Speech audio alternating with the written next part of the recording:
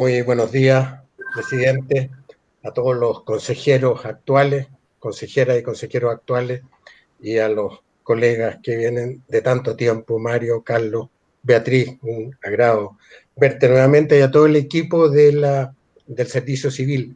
Yo quiero mandarle a través tuyo, Alejandro, un saludo a aquellos miembros del equipo directivo que están contagiados con corona. He sabido que Silvia, Juan Ignacio están afectados. Mi apoyo, mi solidaridad con ellos, que siempre han sido unos servidores de primer nivel y de mucho afecto y de mucho cariño para ellos. Bueno, yo también, dada la importancia de la solicitud que ustedes nos han hecho, he hecho un texto que se lo voy a mandar después a Mariana por correo, que me voy a permitir leerlo. Y decir de antemano que comparto muchísimo de todo lo que ha planteado Mario y Carlos. Y voy a leer el texto que ya tenía preparado, puede que me repita en algunas partes, pero espero que no los aburra mucho. En primer lugar, yo quisiera hacer un comentario en relación al mandato recibido por el Consejo. El mandato es constitucional, por lo cual el Consejo debe implementarlo. Eso no quita que el mandato en sí es contradictorio con la función que la ley le ha entregado al Consejo, la cual es dirigir el sistema de alta dirección pública, velando por la idoneidad de los postulantes que son presentados a la autoridad para poder ser designados en altas funciones del Estado.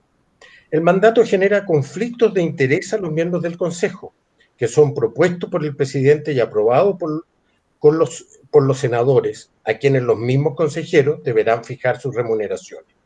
Además, el presidente del Consejo es funcionario de exclusiva confianza presidencial, lo que da lugar a una incongruencia con el sentido de la reforma en lo relativo a impedir que ninguna autoridad fije su propia remuneración.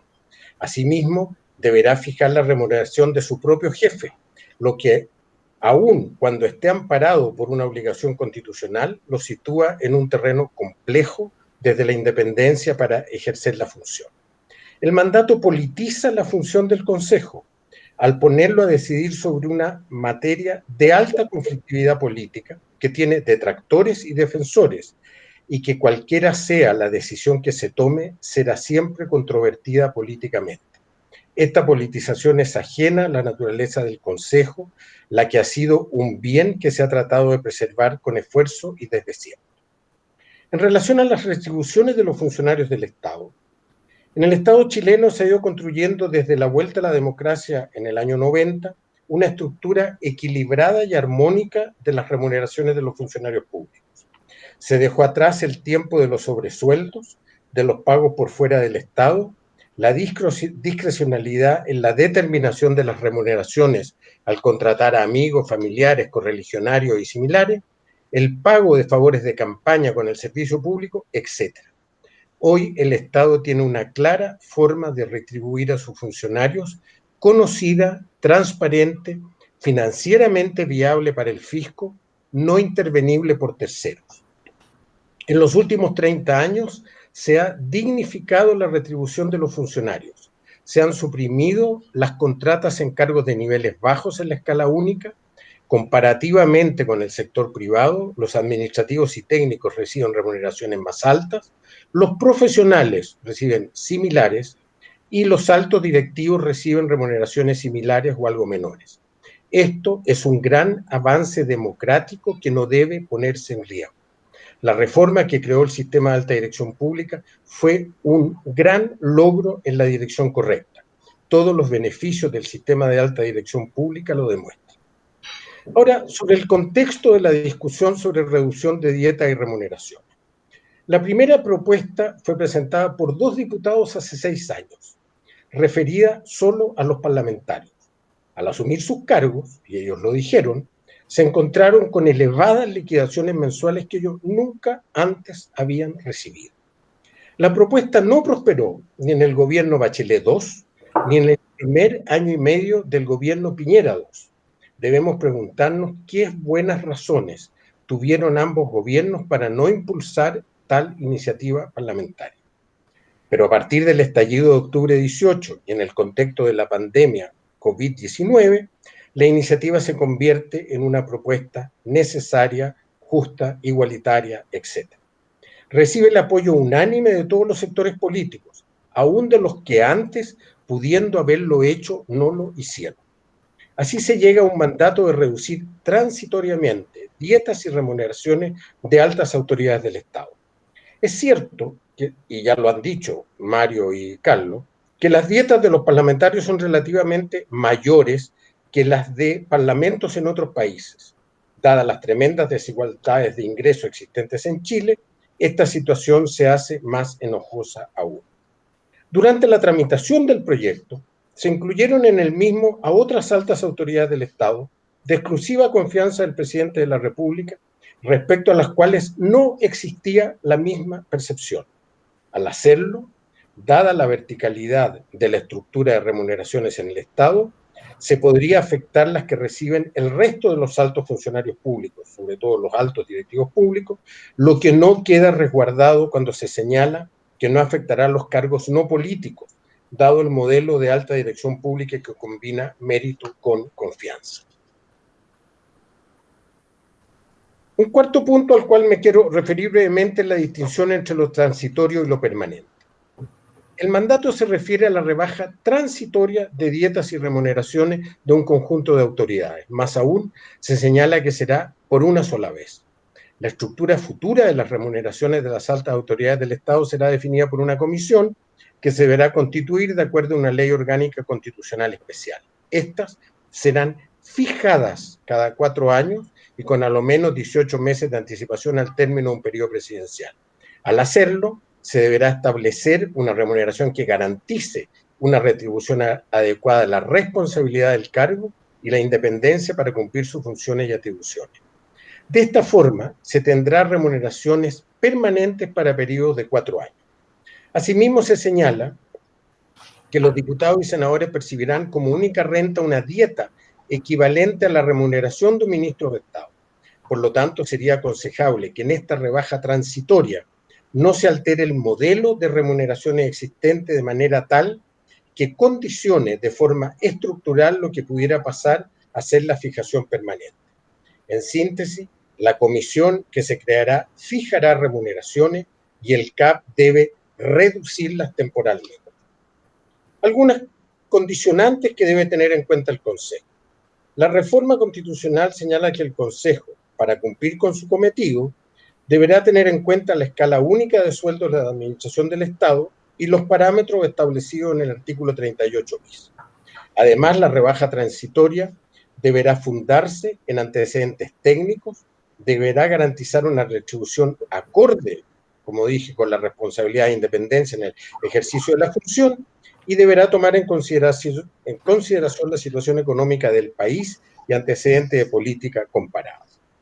La escala única de sueldo de la Administración del Estado se define como las remuneraciones que los funcionarios del Estado que las remuneraciones de los funcionarios del Estado se conforman por el sueldo base y por un conjunto de asignaciones que dependen de las responsabilidades y características del cargo, de los títulos académicos del trabajador y de la institución en que trabaja.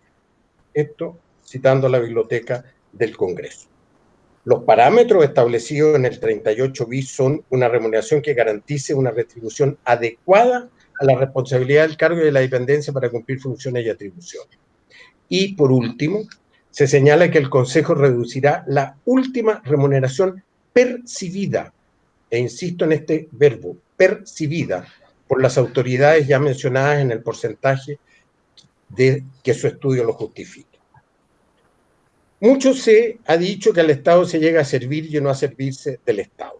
Se ha manifestado por altas autoridades del gobierno y por los impulsores de la reforma que los que llegan a desempeñar funciones públicas llegan a servir y no deben aprovecharse de tal condición para servirse o enriquecerse por el desempeño de dichas posiciones. Lo que oculta tal postulado es la necesidad que, además de tener calidad de servidores públicos, los que asumen cargos de responsabilidad deben adherir a una ética pública impecable y que deben ser retribuidos por sus tareas de tal forma que puedan dedicarse en forma exclusiva y por entero a su tarea, sin desviarse en otros asuntos de interés privado. De no cumplirse este segundo elemento, se restringirá fuertemente la disponibilidad de personas para desempeñar cargos públicos y se pudiera estar volviendo a crear bases para que solo accedan los que poseen el suficiente patrimonio o se busquen antiguas y superadas maneras de acceder a ingresos complementarios a los formales de cada cargo. El servir al Estado en las más altas posiciones de poder requiere retribuir a dichas personas de la mejor manera posible dentro de las posibilidades del país para asegurar calidad, idoneidad, ética pública, eficacia y eficiencia, responsabilidad, formación en asuntos públicos, capacidad de generar valor público, condiciones de liderazgo, emprendimiento e innovación en sus tareas y varias otras habilidades, competencias y aptitudes. Debemos asegurar que el sistema de retribuciones a dichas autoridades no sea impedimento para, dentro de los modelos existentes de exclusiva confianza política y de equilibrio entre mérito y confianza, se pueda disponer de las mejores personas para tales responsabilidades.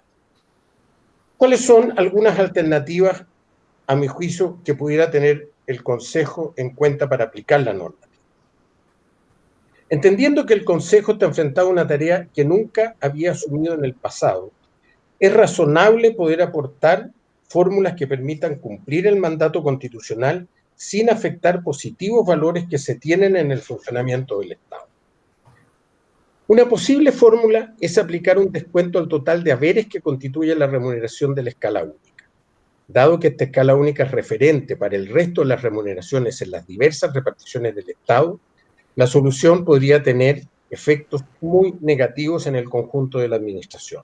Posiblemente llevaría a una fuerte resistencia del funcionariado, que podría ver por este camino una manera de reducir sus actuales remuneraciones, y en el caso de altos directivos públicos se afectarían derechos adquiridos en los procesos de selección que pudiera llevar a enojosos juicios en tribunales.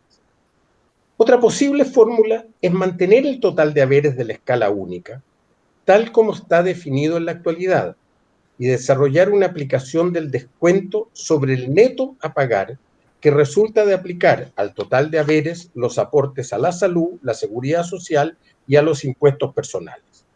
Esta fórmula afectaría directamente el neto a percibir por las autoridades y significaría una reducción de dietas y remuneraciones en mano que percibirían dichas autoridades, lo que en el texto de la reforma se define como, comillas, remuneración percibida.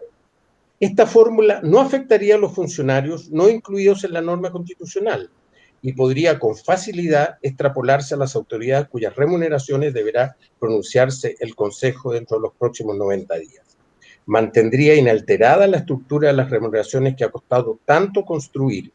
Permitiría que el sistema de alta dirección pública no fuera afectado por esta aplicación normativa y podría satisfacer la intención de rebajar las dietas y remuneraciones percibidas por las autoridades a las que se refiere la reforma constitucional.